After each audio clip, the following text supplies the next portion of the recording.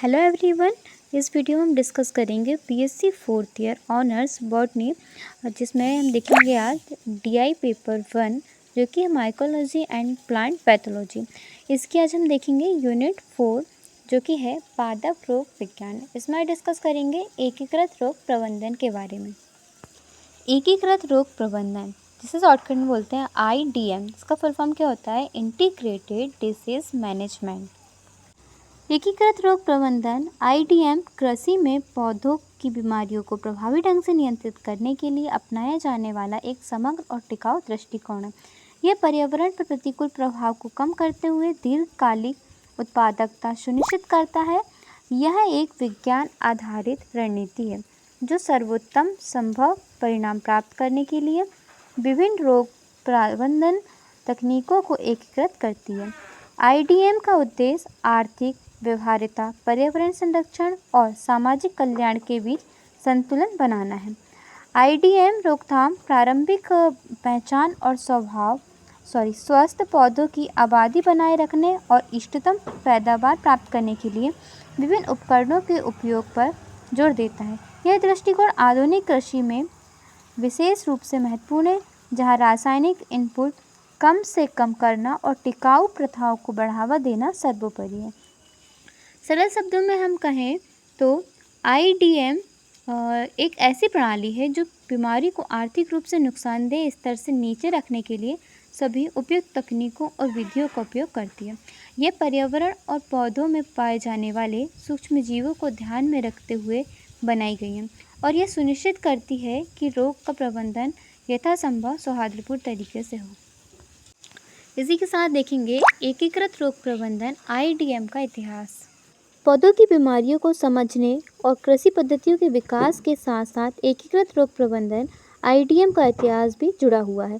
हालांकि बीमारी को नियंत्रित करने के लिए विभिन्न तरीकों को मिलाकर इस्तेमाल करने का विचार प्राचीन काल से मौजूद रहा है, मगर औपचारिक रूप से IDM को एक व्यवस्थित दृष्टिकोण के रूप में 20वीं शताब्दी में आकार मिलना शुरू हुआ है।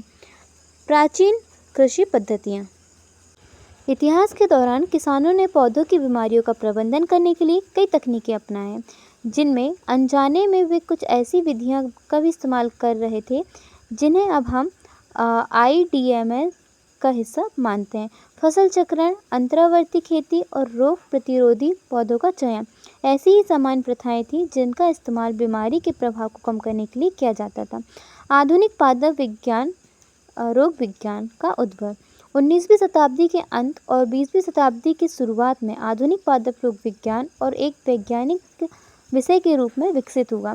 शोधकर्ताओं ने पौधों की बीमारियों के कारणों, क्रियाविधियों और नियंत्रण का व्यवस्थित रूप से अध्ययन करना शुरू किया। रासायनिक नियंत्रण से एकीकृत दृष्टिकोण और स्थानांतरण। 20वीं सदी के मध्य में बीमारी नियंत्रण के लिए कृत्रिम कीटनाशकों का व्यापक उपयोग बढ़ गया, लेकिन केवल रासायनिक नियंत्रण पर निर्भर रहने के लिए कई नुकसान सामने हैं, जैसे कीटनाशक प्रतिरोधकता और पर्यावरणीय चिंताएं।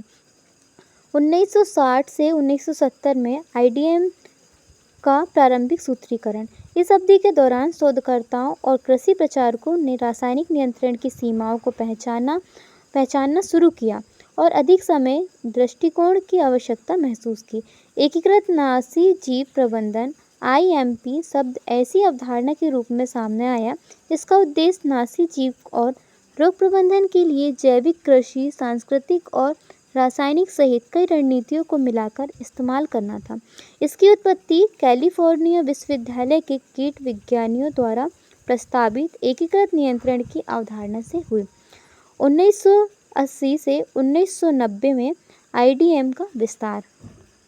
एकीकृत रोग प्रबंधन को IPM के एक विशिष्ट उपसमूह के रूप में मान्यता मिलने लगी, जो विशेष रूप से पौधों की बीमारियों के प्रबंधन पर केंद्रित था। शोधकर्ताओं और कृषि विस्तार सेवाओं ने पौधों की बीमारियों के प्रभावी ढंग से प्रबंधित करने के लिए प्रतिरोधी कृषि किस्मों, कृषि सांस्कृतिक प्रथाओं और जैविक नियंत्रण जैसे विभिन्न दृष्टिकोणों को एकीकृत करने को बढ़ावा दिया। 21वीं सदी प्रगति और टिकाऊपन पर जोर। 21वीं सदी में टिकाऊ कृषि, सस्टेनेबल एग्रीकल्चर और इसे प्राप्त करने में डीएम की भूमिका पर अधिक ध्यान दिया था। पर्यावरण, खाद्य सुरक्षा और रसायनों के प्रभाव के बारे में वैश्विक चिंताओं के कारण रोग प्रबंधन के लिए एकीकृत दृष्टिकोणों पर फिर से जोर दिया गया। वर्तमान स्थिति और भविष्य की दिशा। आज आधुनिक कृषि में आईडीएम एक मानक पद्धति बन चुकी है। विभिन्न रणनीतियों को मिलाकर पौधों की बीमारियों को प्रभावी ढंग से प्रबंधित करना, साथ ही पर्यावरण और मानव स्वास्थ्य पर नकारात्मक प्रभाव को कम करना इसका मुख्य उद्देश्य है। सतत शोध और तकनीकी प्रगति एकीकृत रोग प्रबंधन के लिए नए उपकरणों और तकनीकों के विकास में योगदान दे रहे हैं। संक्षेप में हम कहें तो एकीकृत रोग प्रबंधन आईडीएम पारंपरिक कृषि पद्धतियों से विकसित होकर अब एक वैज्ञानिक और समग्र दृष्टिकोण बन चुका है। यह पौधों और रोगों के बीच जटिल संबंधों को समझता है और कई तरह की रणनीतियों को मिलाकर बीमारी प्रबंधन पर जोर देता है।